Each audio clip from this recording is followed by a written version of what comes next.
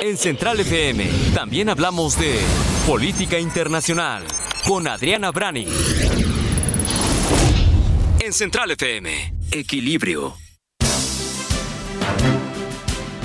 Nos vamos a los Estados Unidos, ahí en nuestros estudios de Woodlands, para decirles que pues ya estamos hablando de horas antes de que en los Estados Unidos empiece del lado republicano y claro, presidencial, la carrera por la reelección, en este caso de Donald Trump, hacia la presidencia de los Estados Unidos por otros, bueno, le faltan 2 y entraría en el terreno de 4 años más.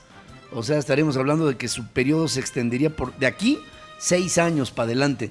Y empieza el hombre a sacudir el agua con polémicas entrevistas como la otorgada a George Stephanopoulos, allá de la cadena de televisión ABC. Y Adriana nos tiene detalles interesantes. ¿Cómo estás, Adriana? Te saludo, buenos días. Muy buenos días, Pedro. Te saludo desde esta lluviosísima ciudad de Houston. Ayer rayos y centellas en la noche, todo está muy mojado y parece ser que esta semana todavía va a llover muchísimo.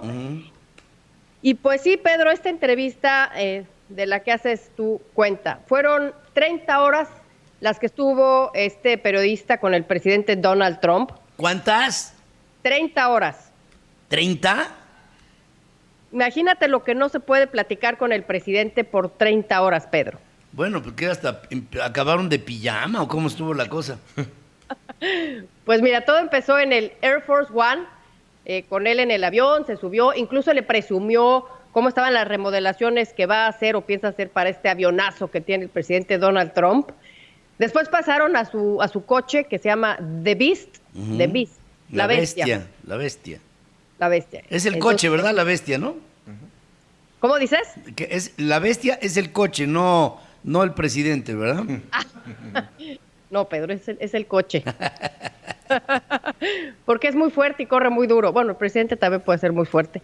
La cosa es que también platicaron ahí en La Bestia y también en la oficina Oval y en los jardines de la Casa Blanca. Fueron 2 días, no sé si con pijama o si se retiró Stephanopoulos y después regresó, pero sí fue una entrevista larga. Y bueno, ya causó muchísima polémica todo lo que dijo Pedro. Parte de la entrevista se dio a conocer el viernes y parte el domingo, ayer por la noche, y platicábamos, Pedro, que lo que causó muchísima ámpula fue cuando él dijo que no había nada de malo en aceptar información de un gobierno extranjero que dañara a un oponente electoral. ¿Te acuerdas que platicábamos esto el viernes, que Pedro? todo el mundo pensamos en Rusia, ¿verdad? Imagínate. Rusia o en una de esas también China, ¿eh? En una de esas también, pero acuérdate de aquellos emails que supuestamente manejó Hillary Clinton cuando era secretaria de Estado norteamericana, que terminó con su carrera por la presidencia, o sea, se acabó ahí la mujer. Y al presidente Donald Trump diciendo aquello que te acuerdas, Rusia, decía Rusia, ¿no? Sí. Russia, are you listening? Are you listening? Sí, Russia, are you listening? Sí, bueno, y el hombre con esto justifica lo que presuntamente es parte de una investigación que se le sigue y que lo afectaría. Y el hombre recala sobre esto. Es un provocador, experto manipulador, ¿eh? El hecho es que sí tienes razón, Pedro. Esta declaración no solamente es escandalosa de por sí con ella misma, porque pues a cambio de que un gobierno acepte información de otro, pero es escandalosa aún más, Pedro, en el contexto político de los Estados Unidos, porque es algo que ya pasó en el 2016. El reporte Mueller, como bien lo apuntas, pues fue justo porque el gobierno ruso contactó a miembros del equipo de campaña de Donald Trump para darle información sobre Hillary Clinton, y esto fue lo que se investigó por 2 años por medio del famoso reporte Mueller, y el presidente ahora dice en esta entrevista que si lo contactara algún gobierno extranjero podría tomar esa información porque dice no tiene nada de malo. Y aquí lo chistoso, Pedro, o lo que hay que ver es que lleva el presidente Trump 2 años y medio ya, diciendo todos los días no collusion, no collusion, no collusion. Dicen por ahí que hasta cuando se levanta, en vez de decirle buenos días a Melania, le dice no collusion. Bueno, con que no se lo diga en la noche. Sí, no. La cosa es que ahora que después de todo esto, Pedro, pues ahora dice que sí podría haber collusion, o sea, sí podría haber un equipo entre el gobierno o la campaña de Donald Trump y un gobierno extranjero, pues esto es totalmente contradictorio. Pero bueno, después de todo esto, Pedro, muchísimas reacciones. De hecho, ya fuera de toda broma, la encargada de la Comisión Federal Electoral lo contradijo, y esto es muy importante, en un comunicado que dice, mira, te lo voy a poner ahorita en pantalla, te lo va a poner Woody, que dice: que quede 100% claro al público norteamericano y a cualquiera que busque un puesto público, dice, es ilegal solicitar, recibir o aceptar cualquier cosa de valor, léase información, por cierto, de un extranjero en conexión con las elecciones de los Estados Unidos, Pedro. Pues mira, ahí estamos viendo en este statement, it is illegal for any person to solicit, accept or receive anything of value from a foreign nation, national, in connection with the United States election. O sea, es una determinación de la Comisión Federal Electoral, vamos a ponerle así, el que se acepte algún tipo de información que pudiera intervenir en las elecciones norteamericanas. O sea, estamos hablando de la independencia electoral de los Estados Unidos. Y este hombre, el presidente norteamericano, la minimiza y hace pensar que cualquier cosa que, aunque fuera del extranjero, afectara a un rival, él lo tomaría por bueno. ¿Y sabes qué es lo más cómico, Pedro? Que después de esta entrevista, Laura Ingraham, que es ella una periodista de Fox News, ¿sabes qué fue lo que dijo? Dijo, ¿cómo es posible que pongan al presidente en una situación de esta naturaleza? O sea, que un periodista haga preguntas incómodas al presidente, desde este punto de vista de esta periodista, es cómo es posible que lo expongan así al presidente de los Estados Unidos a contestar este tipo de preguntas. Pues sí, pero fíjate, en ello, de todas maneras, yo creo que el electorado norteamericano, entiendo que todo electorado es gullible, es así como influenciable, y podrían muchos seguidores de Trump hacer sentir que todo lo que diga el presidente, bueno o malo, no cuenta en su contra, pero de todas maneras hay un electorado que piensa, y yo creo que aquí la oposición, es decir, el partido demócrata, estaría en la obligación de señalar esto que para mí es un talón de Aquiles, ¿eh? Eso que dices, Pedro, es muy importante porque eso justamente es lo que ha levantado aún más polvo en el tema del impeachment. Los que están por el impeachment y los que no, y los dos tienen puntos de vista válidos. Los que dicen que el impeachment sí, pues dicen exactamente eso, Pedro, que el trabajo de la Cámara, de la Casa, es observar lo que hace el Ejecutivo, y de no hacerlo se estaría sentando un precedente de que cualquier presidente podría estar por encima de la ley. Y por otro lado tenemos a una Nancy Pelosi que está en contra del impeachment porque dice, esto lo ve más bien como un tema político, y dice, esto solamente podría ser un suicidio político y no acabaríamos teniendo el objetivo que es derrotar al presidente Donald Trump o sacarlo de la presidencia por medio de las urnas. Y mira, mejor que lo diga ella, para todos aquellos norteamericanos que creen que un impeachment es sacar al presidente, Nancy Pelosi les dice esto. They think that you get impeached, you're gone. And that is completely not true. Fíjate, o sea, ellos piensan que un impeachment es y se va, y realmente esto no es verdad. Aquí Nancy Pelosi como que la veo un paso atrás, ¿no? ¿Sientes eso? Yo no sé, bueno, podría ser, Pedro, porque hay unas encuestas que ya dicen que ahora el 48% de los demócratas están por la opción del impeachment, cuando el mes pasado había solamente 38%. Sí,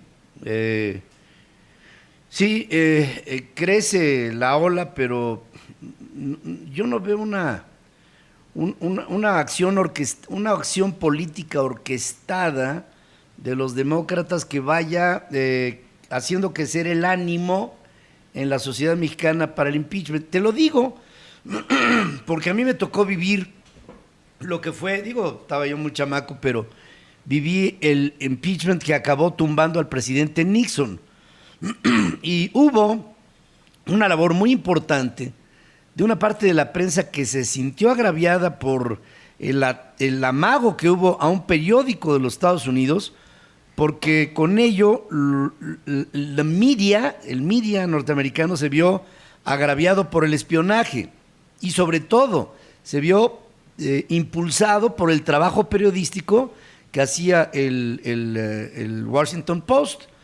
Con todo ello creo que en Estados Unidos tendría que haber un poquito más de lo que le llaman allá build up, o sea, formarle cuerpo a la posibilidad de que el presidente, luego de todas las pifias que ha cometido, de todas las irregularidades en las que ha incurrido, el presidente pudiera entrar a la debilidad de que finalmente le dieran un golpe fatal, mortal desde el punto de vista político, pero lo veo muy desilvanado, no sé cómo lo sientas tú. Pues sí, justamente de eso hablan algunos analistas políticos aquí, pero no comparando con Nixon, con el Watergate, sino comparándolo con el proceso de Bill Clinton, donde sí se formó esto que tú dices como un cuerpo más sólido y finalmente lo que hizo fue que el presidente Clinton resultara más fortalecido en cuanto a los números, en cuanto a popularidad, Pedro. Eso puede ser que sí, aunque pienso que el caso es diferente. Aquí estamos hablando de lo que fue para Clinton un asunto con Mónica Lewinsky, un tema de carácter estricto, digo, si lo ves, es el presidente, pero era de carácter estrictamente personal en su vida, y otra cosa es una posible intervención de Rusia en las elecciones norteamericanas, y que pudo haber tumbado a la rival del presidente hoy en funciones, y que puede volver a influir para que el hombre se quede por otro periodo presidencial con una clara injerencia de fuerzas extranjeras. Así es, Pedro. Y pues bueno, está el tema y esta polémica declaración del presidente, pero pues muchos fueron otros temas de los que habló. Habló también de Kim Jong-un. Le pregunta a este periodista, ¿cree usted que Kim Jong-un está construyendo armas nucleares? Y le contesta el presidente, espero que no. Me prometió él que no. Y le dice el entrevistador, ¿aún confía usted en él, señor presidente? Y le dice, no te puedo contestar eso porque sería insultante para Kim. Pero... Fíjate. Pero la respuesta es sí, dice. La respuesta es sí confiaría en él porque creo que me respeta. Además, Adriana, por favor, o sea, imagínate la fuerza y la infraestructura que tiene Estados Unidos para espiar a un país que posiblemente pudiera estar haciendo armas nucleares. Lo que el presidente tendría que decir es, tengo información de la agencia, oh my God, de que no está pasando nada ahí, porque de otra suerte lo deja a la credibilidad con el presidente sobre un tema de carácter nuclear. O sea, las fuerzas de observación que tiene Estados Unidos en el espacio te podrían permitir claramente ver si hay una actividad que está en algún lado haciendo algo que pudiera ser sospechosa para la seguridad nacional de los Estados Unidos. O sea, yo creo que el presidente se vio bastante mal en esta respuesta. Y le pregunta en otro tema, Pedro, le dice, ¿cuál es la parte más dura de su trabajo, señor presidente? Y contesta, el Congreso, porque el Congreso es más duro que cualquier otro líder extranjero que pudiera haber.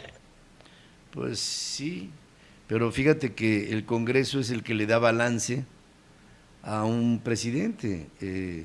Aquí, si se lo preguntaran al presidente López Obrador, diría todo menos el Congreso.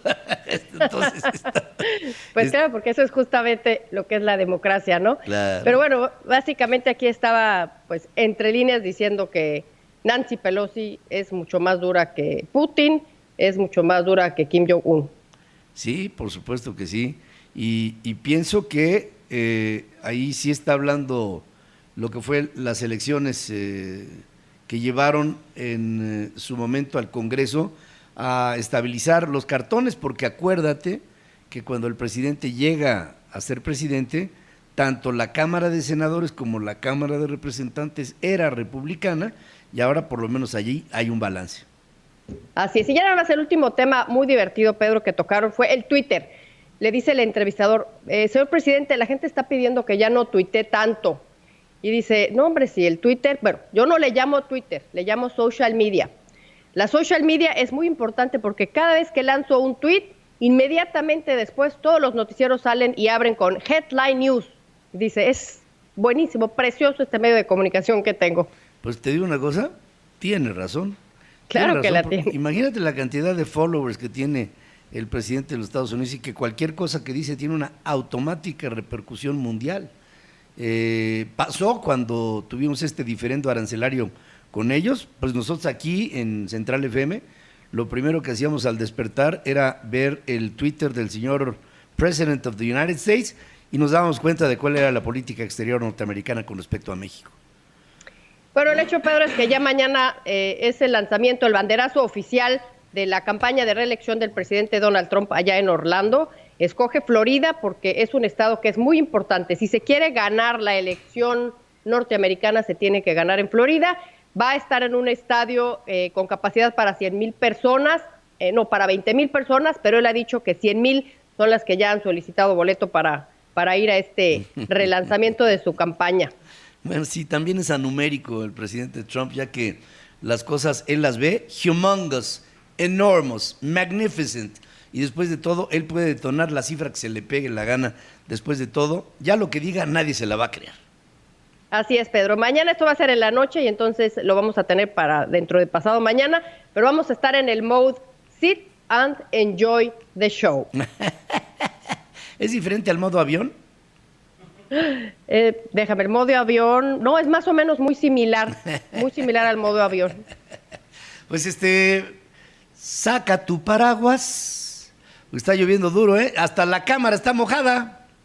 A ver, cántate un pedacito de esa canción para despedir el segmento. Ponte tu pijama, métete en la cama. ¿Y No, ¿sabes cómo cantaba Gabilondo? Porque ya es la hora de... Cantaba así como abovedado. Porque ya es la hora de dormir. Bueno, no, es demasiado temprano. Gracias, no le hagas, no, Pedro. Gracias, Pedro.